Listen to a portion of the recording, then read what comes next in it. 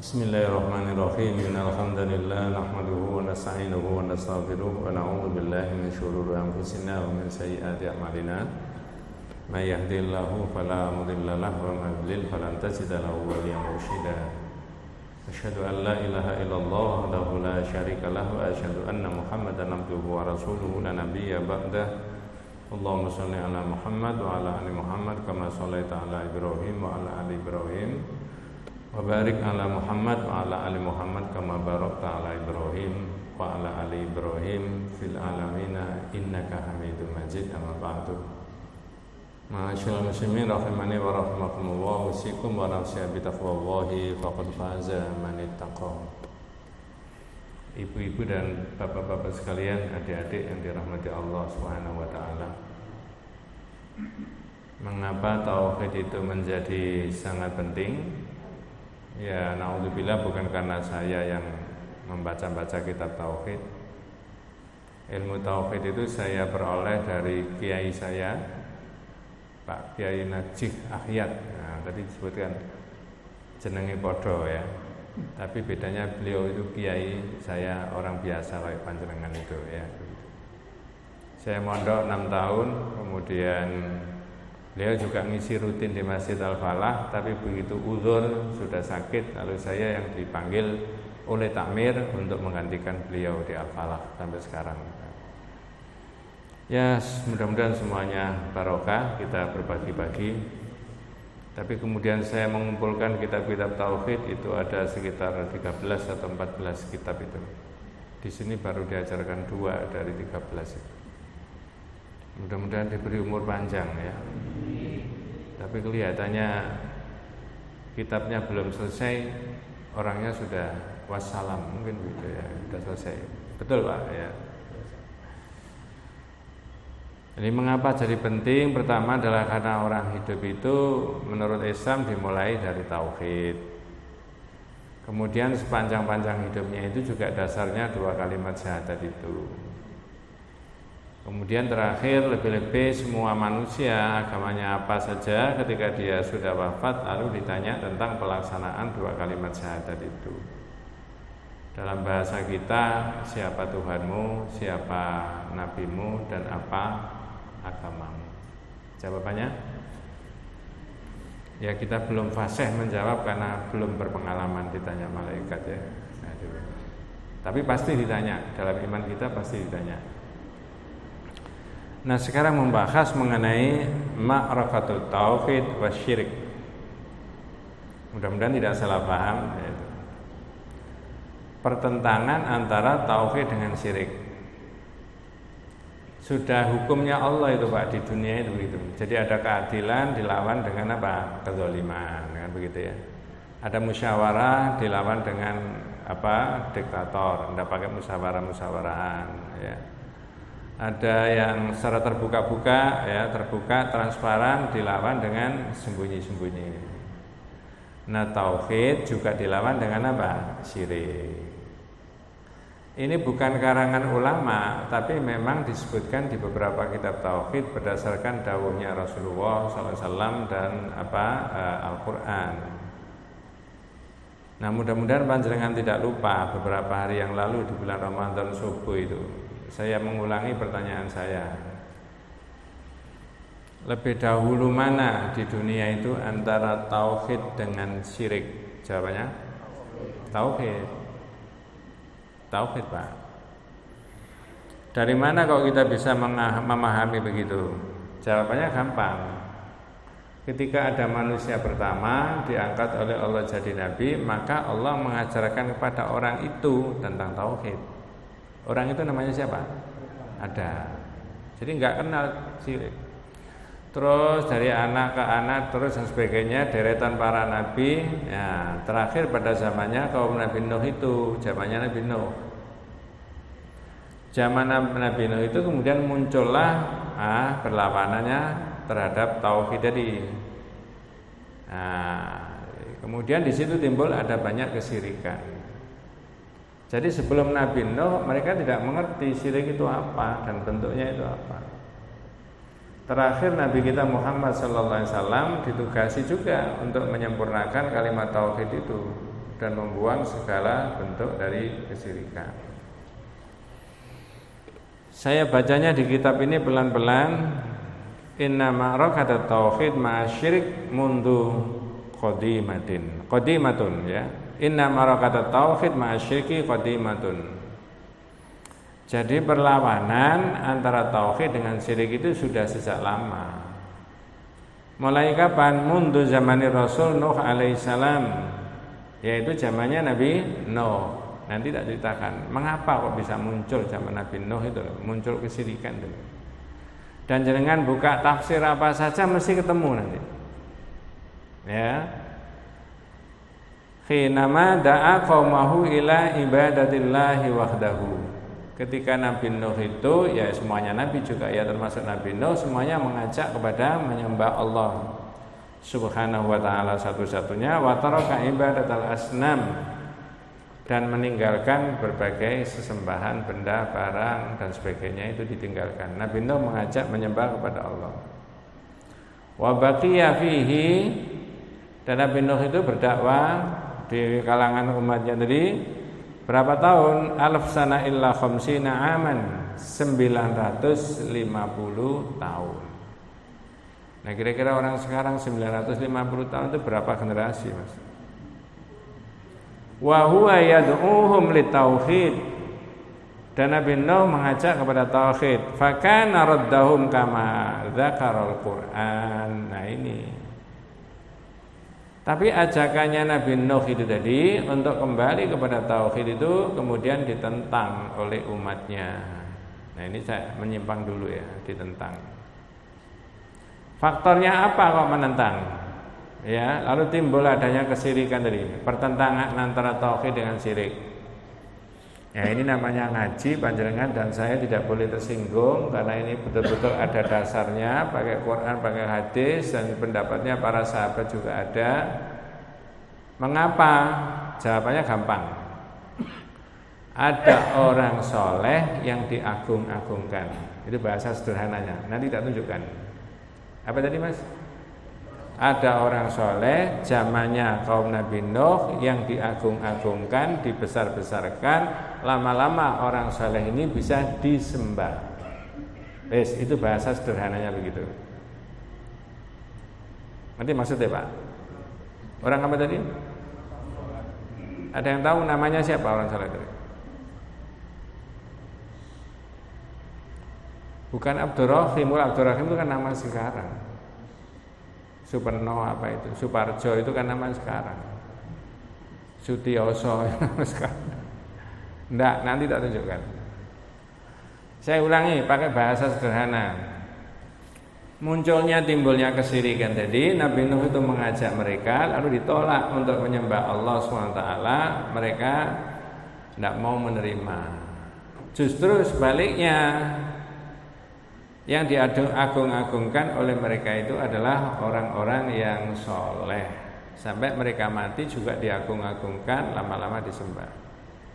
Nanti kalau darus Pak ya, ini malam 26 ya, 26. Kalau sempat, dengan cari di semua tafsir, termasuk yang ditulis oleh Departemen Agama.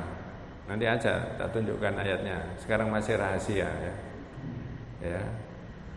Keterangannya Departemen Agama, berhala-berhala itu dulu adalah nama-nama orang soleh yang berubah menjadi Watsuwa, Yahud, Ya'uq, Nasr adalah nama-nama berhala terbesar pada zamannya kaum Nabi Nuh yang semula nama orang soleh. Saya ulangi, berarti nama berhala bisa berubah menjadi nama orang soleh bisa berubah menjadi nama apa? Berhala. Itu Departemen Agama yang nulis. Coba nanti cari di Quran terjemahan Departemen Agama itu. Jadi Wat, Suwa, Yahud, Ya'uq, Nasr adalah nama-nama berhala terbesar pada zamannya kaum Nabi Nuh yang semula nama orang soleh. Maka tadi saya katakan berarti nama orang soleh bisa berubah menjadi nama berhala. Dari situlah cikal bakalnya timbulnya pertentangan antara tauhid sama syirik. Sebelumnya Nabi Nuh tidak pernah ada. Sekarang saya tanya, Berhenti sampai zamannya Nabi Nuh atau sampai 2023? Pertentangan itu loh. Oh, sampai hari kiamat, sampai akhir kehidupan manusia. Lah kalau tidak ada pertentangan, dakwah tauhid dihentikan. Nah, gitu maksudnya. Ini kita pending dulu. Saya terangkan mengapa kok orang diagung-agungkan itu. Tak tanya, kita membahas Nabi Isa sedikit aja. Apakah Nabi Isa itu diagung-agungkan oleh orang-orang Nasrani? Jawabannya, sampai di level mana mereka mengagung-agungkan? Menganggap bahwa Nabi Isa Al-Masih sebagai putra Tuhan. Dilarang nggak sama Al-Quran? Dilarang.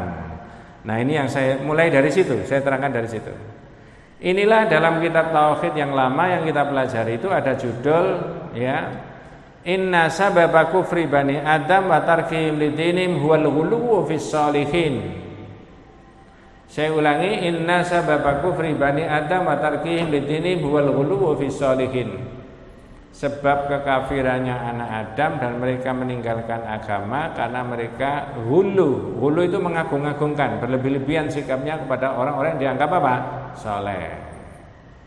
Nah, sampai sebatas mana mereka berlebih-lebihan di dalam mengagungkan orang soleh? Saya mulai dari membahas Al-Masih beberapa menit, lalu nanti dilanjut Nabi Muhammad, lalu nanti dilanjut tentang orang-orang yang dianggap soleh. Surat An-Nisa ayat 171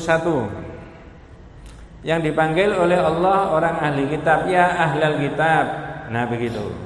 Surat An-Nisa ayat 171. Nanti dari sini ditarik tentang Nabi Muhammad ya. Apa bahasa Indonesianya? Monggo Pak, ada terjemahnya supaya ada variasinya, monggo.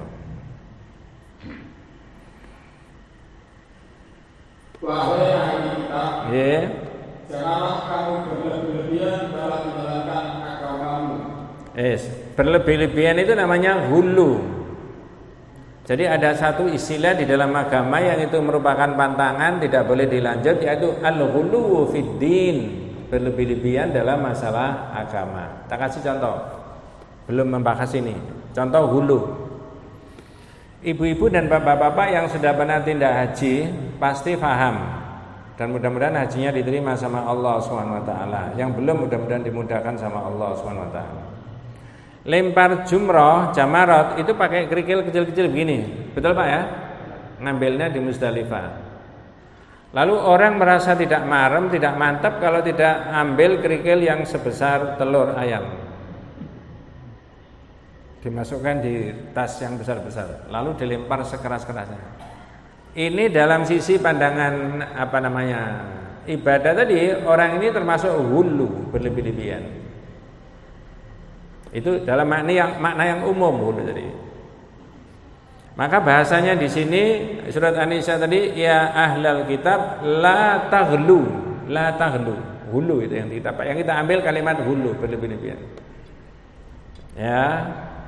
Itu namanya hulu. Andai kata orang bisa disunahkan mencium Hajar Aswad, lalu orang bisa mencium Hajar Aswad, dipegang bingkainya, lalu dicium gini aja, selesai. Tapi dia tidak mantap kalau tidak diapakan, usek-usek gini. Hulu enggak itu? Hulu. Tapi di dalam masalah itu tadi. Nah, sekarang akidah tauhid kita dalam konteks ayat yang dibaca, orang ahli kitab tidak boleh berlebih-lebihan sikapnya kepada Al-Masih. Apa tadi Pak terjemahnya? Monggo diulangi. Sepintas kita ambil. Wahai ahli kitab, janganlah kamu berlebih-lebihan dalam menjalankan agamamu. Ya, itu hulu. Lanjut. Dan janganlah kamu mengatakan terhadap Allah kecuali yang benar. Ya. Jadi Allah tidak mengatakan begitu, jangan kemudian mengatakan sesuatu yang benar kecuali betul-betul itu dari Allah. Jangan atas nama Nabi, atas nama Allah, tapi dia ngomongnya enggak benar. Nah, ditarik di sini orang Islam juga tidak boleh. Qala Rasulullah, padahal tidak. Itu nanti di kitab ini ada konsekuensinya, karena dawuhnya Nabi itu ada konsekuensi hukum. Maka orang tidak boleh sembarangan qala Rasulullah kalau tidak betul-betul diteliti kedudukan hadis itu apa? Sahih. Nanti tanya Pak Zainuddin hadisnya. Wes, lanjut supaya langsung ini fokus, monggo. Sesungguhnya Al-Masih Isa putra Maryam hanyalah utusan Allah. Nggih. Dan makhluk yang diciptakan dengan kalimatnya. Terus yang dia sampaikan kepada Maryam dan dengan tiupan roh darinya. Orang Islam sudah selesai tentang Al-Masih. Ya, innamal masihu Isa ibnu Maryam Rasulullah wa kalimatuha alqaha ila Maryam wa ruhun minhu. Nah, ini mengapa ini dimajukan, ya? Karena tadi larangan berlebih-lebihan orang ahli kitab terhadap agama, wabil khusus sikap mereka kepada siapa? Al-Masih. Bagi umat Islam sudah selesai. Tidak usah dibahas. Jangankan tidak ada jenis kelamin laki-laki, tidak ada manusia sama sekali, tiba-tiba ada manusia. Ada nggak Pak? Siapa itu? Ada. Ada jenis kelamin laki-laki, tidak ada jenis kelamin perempuan, moro-moro ada manusia. Ada nggak? Siapa itu? Hawa dan seterusnya. Jadi Al-Masih begitu. Lanjut. Maka berimanlah kepada Allah dan Rasul-Rasulnya, dan janganlah kamu mengatakan Tuhan itu tiga. Bes, selesai, kita tidak usah bahas. Sekarang saya tarik Nabi Muhammad. Pertanyaannya tentang Nabi Muhammad, apakah orang Islam itu boleh menghulukan Nabi Muhammad identik sama dengan orang Nasrani menghulukan Al-Masih? Boleh apa tidak? Tidak, bes. Ini akidah Pak, tauhid. Ya. Apakah Nabi Muhammad itu pada usia-usia tertentu kemudian Nabi Muhammad itu diwafatkan sama Allah? Jawabannya iya. Itu menandakan bahwa Nabi Muhammad ini manusia biasa. Ketika ada orang mau menghadap Nabi lalu mau mengatakan pakai bahasa kita, Nabi, saya mau puasa terus supaya dapat pahala banyak. Yang satu mengatakan saya tidak akan tidur, sholat malam terus, itikaf terus supaya dapat pahala. Yang satu bilang apa? Yang paling jenengan sukai itu. Orang ini bilang gini, merasa kepengen lebih baik. Saya nggak nikah, karena nikah itu ribet, ngurusi istri, ngurusi anak, apalagi kalau nanti anaknya itu istrinya rewel. Tapi yang rewel ini karangan saya sendiri, bukan hadis Pak ya. Apa kata Rasulullah? Loh, saya ini kan orang yang paling takwa di antara kalian. Ana asumu wa uftir. Sampai itu lo tahu, saya ya puasa, ya enggak puasa. Ana muastaiqidu. Saya juga ya tidur, ya tidak tidur.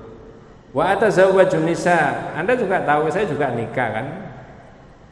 Ini menandakan bahwa Nabi Muhammad ini adalah manusia biasa seperti manusia pada umumnya.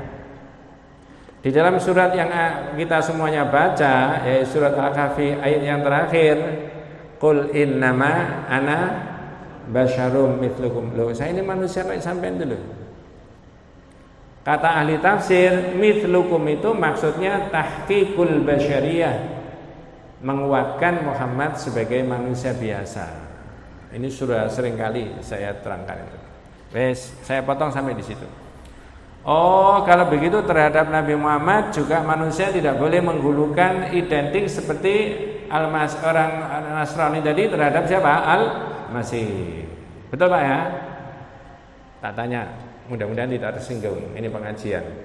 Dan jangan bisa tanyakan siapa saja. Benar nggak pendapatnya Ustadz? Saya dengan tauhid itu ya. 2023 ketika umat Islam ada problem, ada masalah, bolehkah minta pertolongan sama Nabi Muhammad SAW?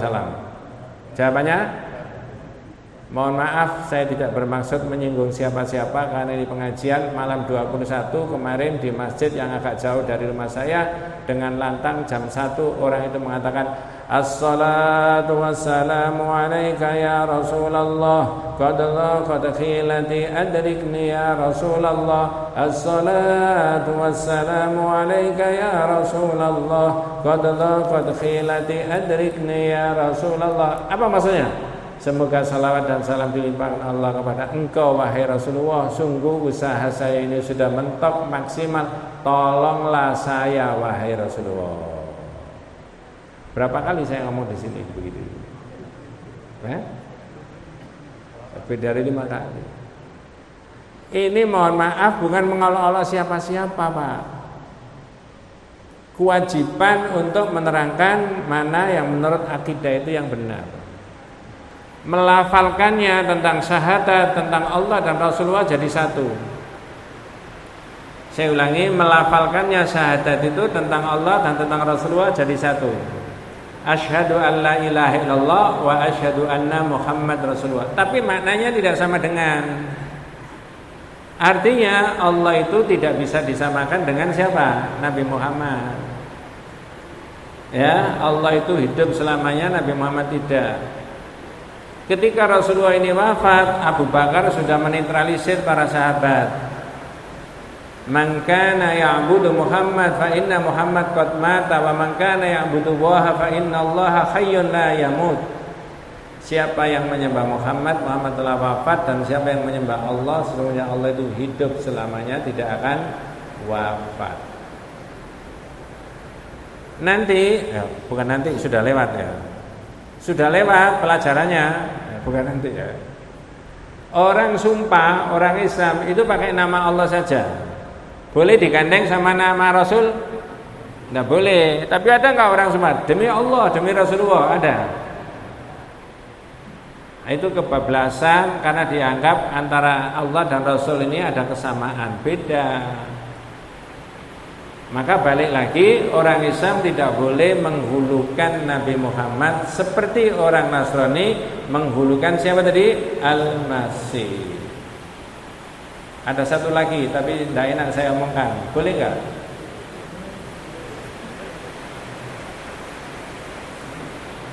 Hai Pak, Bu. Di dalam Islam yang menghapus dosa itu siapa? Apakah orang-orang Nasrani, teman-teman kita sesama manusia yang beragama Nasrani itu meyakini bahwa Al-Masih itu menghapus dosa?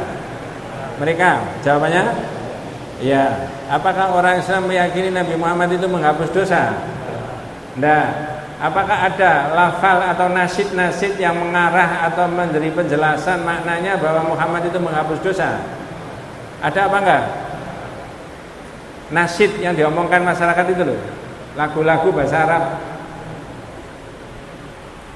Jangan tidak bisa menjawab karena tidak hafal. Jangan tersinggung Pak ya. Alaika ya salam khairul anbiya, assalamu alaika ya salam ya makhidunu wassalamu alaik. Apa terjemahnya Pak?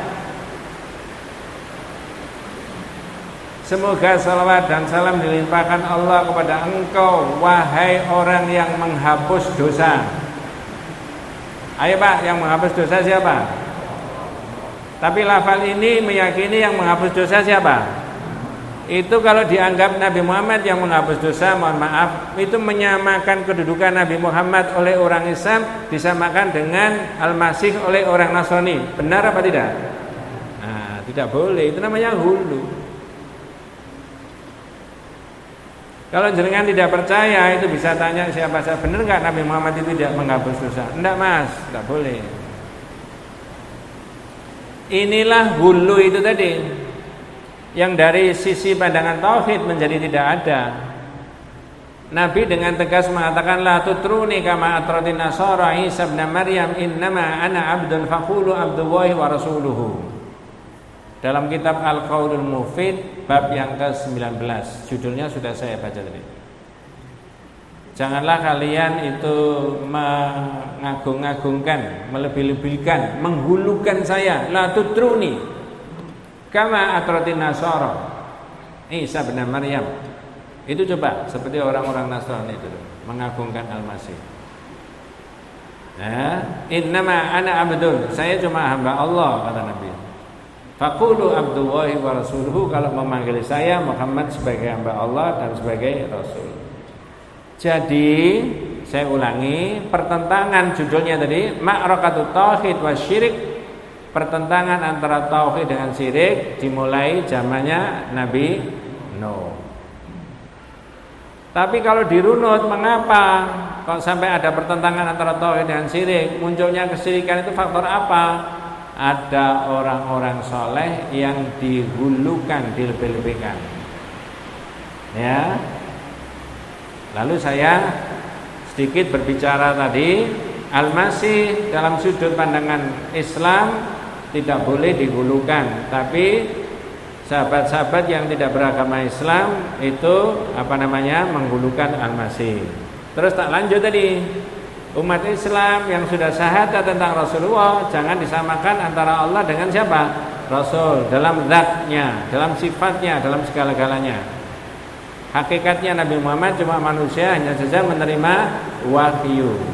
Maka di dalam diri Nabi Muhammad itu tidak ada unsur-unsur yang boleh disembah, tidak ada. Saya ulangi, dalam diri Nabi Muhammad itu tidak ada unsur-unsur yang boleh disembah. Karena unsur-unsur yang boleh disembah satu-satunya cuma ada di Allah. Betul Pak ya? Nah. Sekarang orang soleh.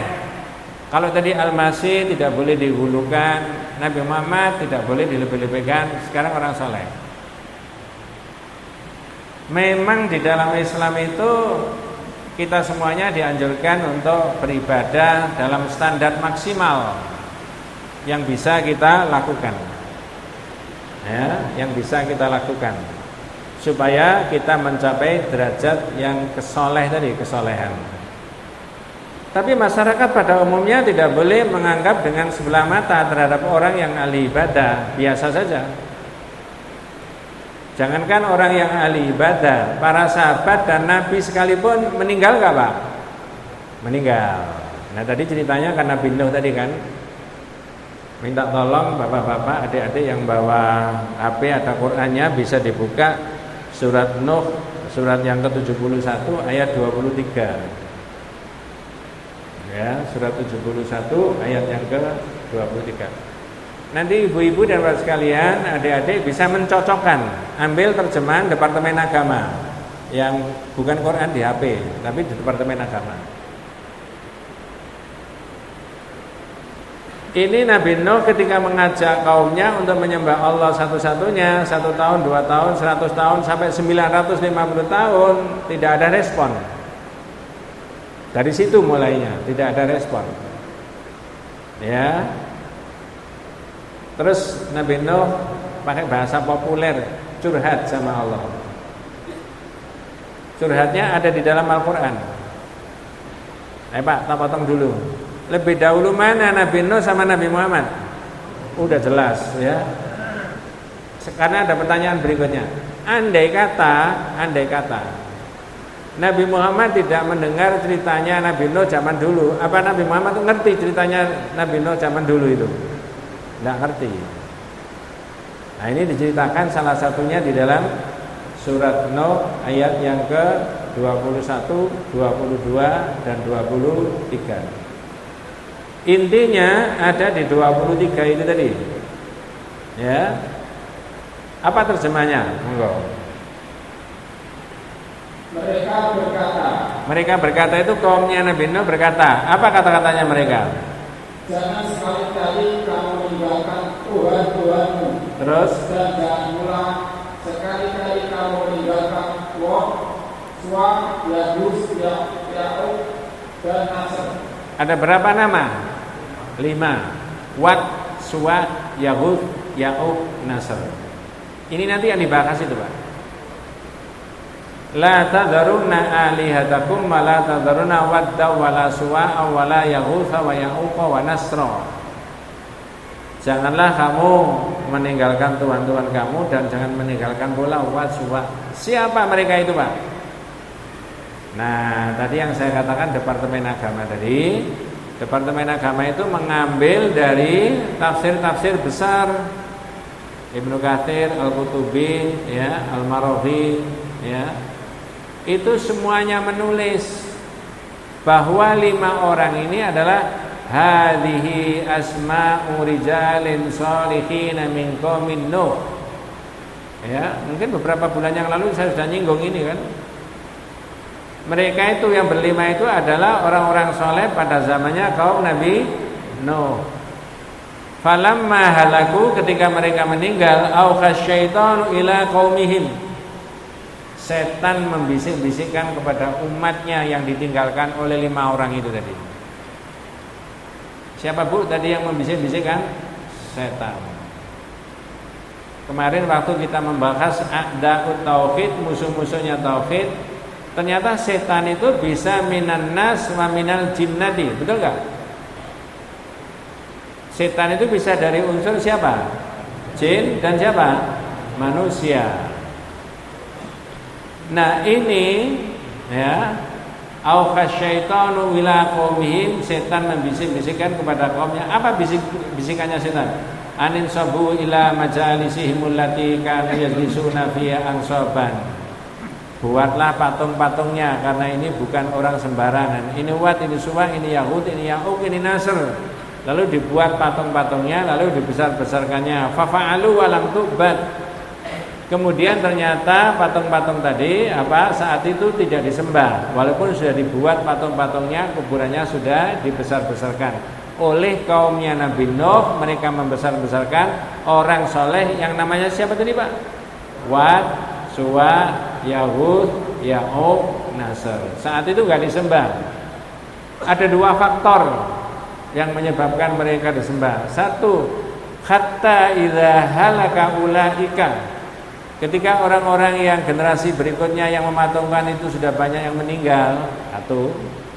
2, wanusial ilmu, dan ilmu agama sudah dilupakan orang, ubidat, lama-lama bisa disembah. Inilah yang dinukil oleh Departemen Agama yang menyebutkan bahwa Wat, Suwa, Yahud, Ya'uq, Nasr adalah nama-nama berhala terbesar pada zamannya kaum Nabi Nuh yang semula nama orang soleh.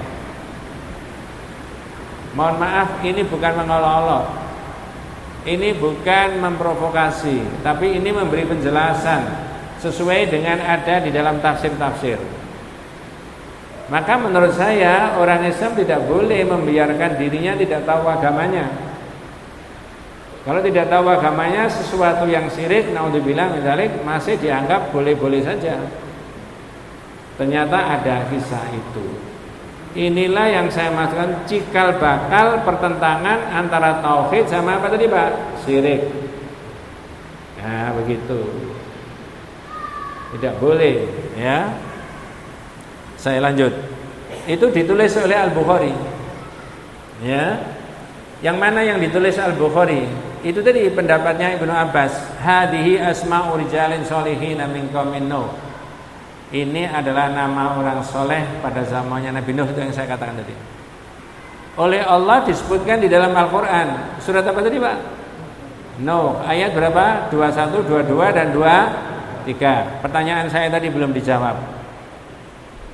Andai kata Nabi Muhammad tidak menerima ceritanya Nabi Nuh itu yang sekian ribu tahun sebelum Nabi Muhammad, apakah Nabi Muhammad mengerti? Jawabannya tidak. Tapi mengapa diwahyukan ditulis di dalam Al-Quran? Apa maksudnya? Supaya umatnya Nabi Muhammad tidak meniru. Tidak meniru apa? Saya mau ngomong kelakuan gak enak itu. Supaya umatnya Nabi Muhammad tidak meniru seperti apa yang dilakukan oleh umatnya Nabi Nuh terhadap orang-orang yang dianggap apa? Soleh. Ada pertanyaan berikutnya, tapi boleh saya tanyakan? Tapi sayup-sayup sudah meniru gak kira-kira?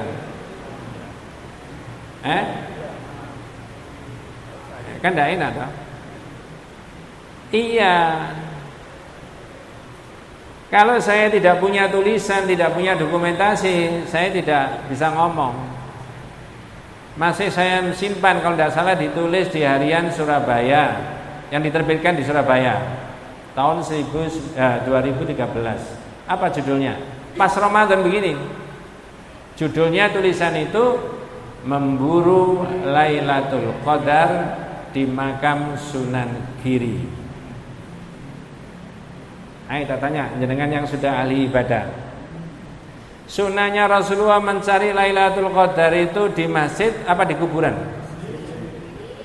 Tapi saya punya tulisan itu. Koran yang nulis. Mengapa kok begitu? Karena malam Selawe itu di sana itu macet, orang dari seluruh daerah datang ke situ. Lalu ditulis dalam harian yang terbit di Surabaya saat itu 2013, judulnya Memburu Lailatul Qadar di Makam Sunan Giri. Saya tidak boleh ngarang Pak, wong ada kenyataannya kok di masyarakat. Ya. Nah itu. Yang sunnah Rasul yang mana? Mengapa tidak dihidupkan yang sunnah saja? Ya, boleh qiraatul Quran, boleh qiyamul lail, ya, boleh zikir, boleh istighfar, boleh duduk diam aja di masjid. Betul Pak ya? Iya. Itu bukan show, enggak, ini sunnah. Yang kesana memburu Lailatul Qadar itu enggak sunnah. Bisa salah nanti seperti begitu. Ini kelihatannya tajam, tapi bagi kita akidah biasa-biasa saja. Biasa Ustaz, tidak tajam, tidak ada diolok-olok, karena itu memang begitu agama harus diterangkan. Betul Pak ya? Kalau sampean bilang tidak betul ya wabillahi taufik wal hidayah. Saya sudah ngomong 40 menit, ada yang ditanyakan Pak? Oh tidak ada, saya lanjut. Lanjut ya. Biasanya kalau saya dapat ilmu, apa ditanya itu juga dapat ilmu Mas. Monggo pakai ini supaya pertanyaannya di apa namanya dinikmati banyak orang. Monggo.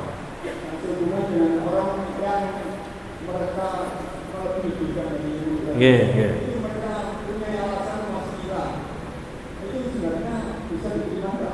Ya, benar. Agak panjang tapi saya ringkas saja. Jangan salah paham, wasilah itu ada. Karena di YouTube ada menerangkan bahwa wasilah syirik, enggak. Yang mana itu? Ada. Ada perintahnya surat Al-Maidah ayat 35, ya ayyuhalladzina amanu taqullaha wabtaghu ilaihil wasilah wajahidu fi sabilihi la'allakum tuflihun. Hai orang beriman, bertakwalah kepada Allah dan carilah wasilah. Dalam tauhid wasilah itu maknanya at-tariqatul lati yusilu ilallah. Jalan yang bisa menghubungkan antara manusia sama Allah. Bahasanya masyarakat, wasilah itu perantara yang bisa menghubungkan antara manusia dengan Allah. Surat apa tadi Pak? Al-Maidah. Semoga tidak salah ya. Itu ada wasilah. Kemudian nah, tawassul wal wasilah itu juga harus diambil dari yang disunnahkan oleh Rasulullah. At-tawassul masyru' walladzi amara bihil Qur'an. Tawassul yang menurut syariat, yang menurut petunjuk Al-Qur'an, kata kitab ini. Wa hakahu Rasulullah sallallahu alaihi wasallam. Dan yang diceritakan oleh Nabi kepada para sahabat. Wa amila bihi as-sahabatu. Dan yang diamalkan oleh sahabat. Oh, kalau begitu kita kalau mencari wasilah harus mengikuti petunjuk yang ada di dalam Al-Quran, yang diterangkan oleh Nabi, yang diamalkan oleh sahabat. Jawabannya? Loh, kalau tidak sepakat gak bisa dilanjut ini. Jawabannya? Iya, wong agama ya Pak. Agama ya harus merujuk di situ. Ada dalilnya Pak Ustaz? Ada. Nabi pernah menerangkan enggak? Iya. Pernah dilakukan sahabat enggak? Iya. Lalu apa jalan yang bisa menghubungkan antara manusia dengan Allah? Nanti nyambung dengan keterangan yang pertama tadi yang saya katakan tadi. Pertama, at-tawassulu bil iman. Dengan imannya masing-masing bisa sebagai jalan yang menghubungkan antara manusia dengan siapa? Allah. Saya enggak mengemukakan dalilnya, agak panjang ya. Kalau tidak ada imannya, tidak nyambung, tidak connect sama Allah. Mohon maaf, ada orang tidak beragama Islam, tapi orang ini sosialnya tinggi, bagi ini, bagi itu, sembako dan sebagainya. Ya, kalau apa Idul Adha itu beli sapi, disembelih, dibagi-bagikan, dapat pahala apa enggak? Orang itu tercatat enggak dalam dokumentasinya Allah di sana? Enggak. Ini sopo enggak ada, enggak nyambung itu. Nah, saya bahasanya tak buat bahasa kampungan. Tapi kalau jenengan tercatat sudah syahadat tentang Allah ada di sana catatannya. Oh, ini. Maka pakai iman tadi nyambung bil iman. Satu. Yang kedua adalah at-tawassul bi tauhidillah, dengan mentauhidkan Allah. Nabi siapa Pak yang ditelan ikan itu? Yunus. Berdoa enggak di dalam perut ikan? Apa doanya? La ilaha illa anta subhanaka inni kuntu minal. Hafalkan Pak, barangkali sewaktu-waktu nanti. Mudah-mudahan tidak. Ini mukjizat Pak, tidak bisa ditiru. Apakah dengan begitu kemudian Nabi Yunus tadi dilepaskan Allah dari kesulitannya? Jawabannya, iya. Dan wasilah itu dipakai untuk minta kepada Allah supaya Allah mengurai kerepotan orang itu. Sudah dua tadi. Tiga, at-tawassul itu bi asma'illah al-husna, dengan menyebut nama siapa? Allah. Ya Aziz, ya Jabbar, ya Rahman, ya boleh Pak? Boleh. Jadi nyambung, connect. Wasilah itu di situ. Berikutnya at-tawassul ya bil a'mali sholihah. Nah, ini amalus sholihah itu cakupannya panjang, banyak. Di sini disebutkan ya kas-sholati, salat, wa birrul walidain, berbuat baik kepada orang tua, wa hifdzil huquq, menjaga haknya orang, wal amanah, kejujuran, wa sedekah, wa dzikir, dan dzikir, wa tilawatil Quran, dan membaca Quran. Tak kasih contoh. Di dalam kitab Riyadhus Shalihin, di sini diajarkan enggak Riyadhus Shalihin? Insyaallah hadis yang ke-12. Ada cerita 3 orang pemuda masuk di gua. Halo? Apa yang terjadi Pak setelah 3 orang pemuda di gua tadi? Pintunya gua yang kecil tertutupi oleh batu yang besar. Zahirnya pemuda itu nggak bisa keluar, didorong dari dalam nggak bisa, perbekalannya habis, pikirannya dia mati. Lalu menggunakan wasilah itu tadi. Ternyata ketiga-tiganya punya investasi amal soleh. Nah inilah yang penting orang Islam itu. Ada yang tahu? Yang satu apa itu Pak? Yang satu birrul walidain, berbuat baik sama apa? Orang tuanya. Lalu dia matur sama Allah, ya Allah setiap hari saya ngopain ibu saya gini-gini, ceritakan semuanya. Dan itu saya lakukan bukan sehari 2 hari, bertahun-tahun. Kalau itu amal soleh dan itu saya niatkan untuk Engkau ya Allah, bahasa hadisnya panjang, maka kerepotan saya terjebak dalam gua Engkau mudahkan. Boleh Pak? Tolong ini satu ya. Begitu wasilah. 2. Yang satu itu tarkul ma'asi, meninggalkan kemaksiatan. Ada kesempatan berbuat maksiat, berzina, lalu nggak jadi. Tapi ini ceritanya pemuda dalam gua Pak. Lalu dia ngomong, ya Allah saya pernah gini-gini, ceritakan semuanya. Andai kata itu amal soleh dan itu saya niatkan kepada Engkau, saya menjauhkan diri dari maksiat, maka kerepotan saya dan teman saya bertiga ini terjebak dalam gua, Engkau mudahkan. Yang 3, kejujurannya. Dia bawa duitnya orang, disimpan aja, orangnya sudah pindah kemana-mana, tidak ketemu, khawatir katut, duitnya diberikan apa? Sapi, unta, sama kambing. Akhirnya berkembang. Ketika orang bertahun-tahun yang punya duit itu cari, diajak ke belakang, ditunjukkan, ini loh duitmu dulu masih tak simpan itu, tapi jadi ini. Apa yang punya duit tadi? Ini Nabi yang tahu begitu, zaman dulu pernah terjadi. Yang punya duit bilang gini, la tastahzi, la tastahzi, la tastahzi.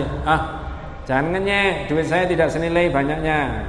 Loh ceritanya begini, kan duitmu, khawatir katut tak belikan ini. Ternyata diopeni berkembang luar biasa. Maka bawa pulang semuanya. Apanya Pak pemuda yang ketiga ini sebagai amal solehnya? Kejujurannya dan amanahnya. Betul Pak ya? Kadang-kadang tak pelesetkan. Kalau orang begini ini dijadikan menteri sosial cocok nggak ini? Cocok. Lalu ketiga-tiganya berdoa sama Allah. Qaddarallah, pintu gua yang tertutupi batu yang besar bisa bergeser. Keterangannya agak panjang Pak ya. Dan saya pernah pengalaman, saya berhusnudzon kepada Allah, saya berwasilah sama Allah dengan menurut saya amal soleh, enggak tahu menurut Allah. Apa itu? Saya buka kitab tauhid ini, saya ngaji ke sini, saya sebut semuanya. Kalau itu amal soleh dan saya niatkan mencari ridhomu ya Allah, kerepotan anak saya menyelesaikan studinya Engkau mudahkan. Itu saya alami 2013. Qaddarallah, Allah mentakdirkan selesai lulus 2013. 2014 saya dan semua keluarga dipanggil ke Jakarta untuk ikut wisuda di UI sana. Maka jangan menyepelekan amal soleh. Nah sekarang yang jadi masalah, ada berikutnya Pak, tawasul. Tawasul berikutnya kepada Allah itu bidu'ai sholihina al-ahya, minta doanya orang-orang soleh yang masih hidup. Nah baru di situ ada perbedaan. Tak tanya sekarang, minta doanya orang yang sudah meninggal boleh apa tidak? Sebagian sahabat kita, loh saya tawasul kepada Allah lewat wali. Tapi tidak ditemukan, yang ada itu bidu'ai sholihina al-ahya, lewat doanya orang-orang yang masih apa? Hidup yang soleh. Misalkan naudzubillah saya ada masalah, lalu saya minta tolong panjenengan semuanya ibu-ibu dan bapak-bapak, tolong Pak Bu saya didoakan karena ada masalah gini. Boleh Pak? Boleh. Atau bapak-bapak yang hadir minta tolong ke saya, Ustaz minta tolong Ustaz, didoakan Ustaz. Semuanya sudah setuju Ustaz, tinggal istri saya yang belum setuju. Boleh Pak? Loh jangan suruh dong, boleh Pak? Boleh. Ibu jangan marah dulu Bu. Apa sih Pak serius itu? Ustaz saya ini punya tanah di desa mau tak jual, semuanya sudah setuju, istri saya toh yang belum setuju Pak. Boleh. Minta kepada orang yang wafat inilah tidak ditemukan dokumentasi di tauhid dan tidak pernah dilakukan oleh para sahabat. Justru sahabat minta doanya Rasulullah ketika terjadi panas terik. Namanya sahabat ini siapa? Saya ulangi, justru sahabat datang ke Rasulullah ketika Rasulullah masih hidup untuk minta kepada Rasulullah supaya Rasulullah berdoa untuk kepentingan banyak orang, karena ini panas, gak ada hujan, air gak ada. Namanya sahabat ini siapa? Wes kesuwen, Umar bin Khattab. Wes berikutnya Pak, ketika Umar meninggal, ini sahih ini Pak, Bukhari yang nulis cerita ini. Terjadi panas lagi, gak ada hujan. Kemudian Umar ganti datang Abbas. Siapa Abbas ini? Pamannya Rasulullah SAW. Bahasa Arabnya begini, Allahumma inna kunna natawassalu ilaika binabiyyina fatasqina. Ya Allah, dulu ketika nabimu masih ada, saya bertawassul kepadamu lewat nabi. Itu maksudnya minta nabi supaya berdoa. Lalu engkau beri hujan dulu. Sekarang wa inna kunna natawassalu ilaika bi'ammi nabiyyina fasqina. Dan sekarang saya berwasilah kepadamu lewat pamannya nabimu, berikanlah kami hujan. Berarti Umar tadi tidak datang lagi ke siapa? Halo? Umar tadi tidak datang lagi ke Nabi. Mengapa? Sudah meninggal. Apakah Umar tidak tahu kuburannya Nabi? Tidak tahu, ikut makamkan loh. Berikutnya, jika diperbandingkan antara Nabi sama sahabat tadi, Abbas tadi, tingkat kedekatannya sama Allah siapa Pak? Sudah jelas Nabi. Toh Umar tidak mendatangi siapa? Nabi. Dari situlah kemudian tauhid berpendapat dan semua kitab tauhid, tawassul dan wasilah itu lewat orang yang masih hidup. Agak panjang keterangannya, tapi itu sebenarnya. Ya. Tak tambahi bumbung saya tadi ditanya. Tapi ziarah kubur boleh nggak Pak? Boleh. Oh saya ziarah kubur, nggak apa-apa Mas kalau ziarah kubur. Saya tidak menerangkan itu, tapi tak tanya aja. Apakah ziarah kubur itu A, naf'ul amwat, atau B, al-intifa'u bil amwat? Apa Pak? Apa B?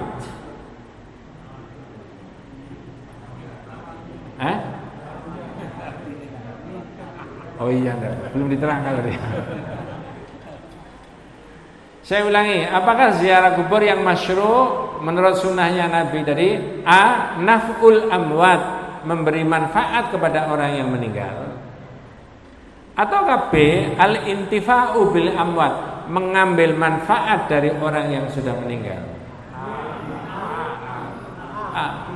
Memberi manfaat. Nah, memberi manfaatnya sesuai dengan yang diajarkan oleh Nabi. Di pintu masuk saja belum masuk sudah menyampaikan apa? Salam. Ada kemanfaatan enggak buat mereka?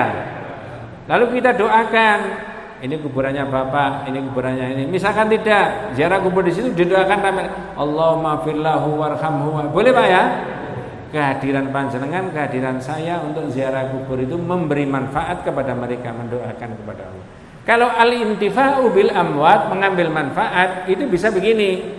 Ini pumpung di kuburannya orang soleh. Ini ada ada sumur sekian puluh tahun yang lalu, bahkan sekian ratus. Itu dulu dipakai wudu para wali-wali. Sekarang tak ambil supaya saya bawa pulang. Karena ini air yang ada di dekat kuburan. Itu namanya mengambil manfaat. Atau mengambil manfaat itu atau al-intifa'u bil amwat, mohon maaf, ngambil segenggam tanah kuburan yang di situ orang yang dimakamkan orang sangat soleh hafal Quran. Ambil tanahnya bawa pulang. Kenapa? Karena anaknya diajari ngaji nggak bisa-bisa, diambilkan tanah dari situ, kemudian dibawa pulang. Ini bukan mengolok-olok, tapi mirip dengan begitu. Ada enggak kira-kira? Nah di situ. Tauhid enggak begitu caranya. Nah jadi naf'ul amwat, memberi manfaat kepada yang mati bukan apa? Al-intifa'u al-amwat. Ada pertanyaan yang menukik sebelum saya akhiri. Sudah diakhiri tak? Kurang? Tadi katanya 25.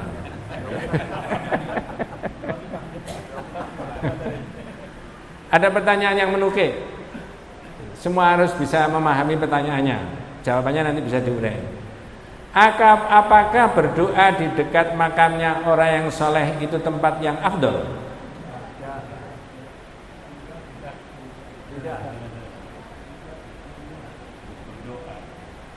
Berdoanya kepada Allah Pak, mintanya kepada Allah. Tapi apakah di tempat itu tempat yang afdal? Mohon maaf ini rada sensitif, tapi saya tidak bermaksud menabrakkan satu dengan yang lain. Kalau itu tidak terjawab, tak kasih pertanyaan satu lagi. Apakah berdoa di dekat makamnya Rasulullah itu tempat yang afdal? Ini udah luar biasa Pak, makamnya Rasulullah malah. Jangan dirubah pertanyaannya. Yang saya tanyakan tadi di mana? Makam, dekat makamnya Rasulullah. Kadang-kadang jamaah itu dipleset, no. Iya Ustaz, raudhah. Loh, yang saya tanyakan bukan raudhah.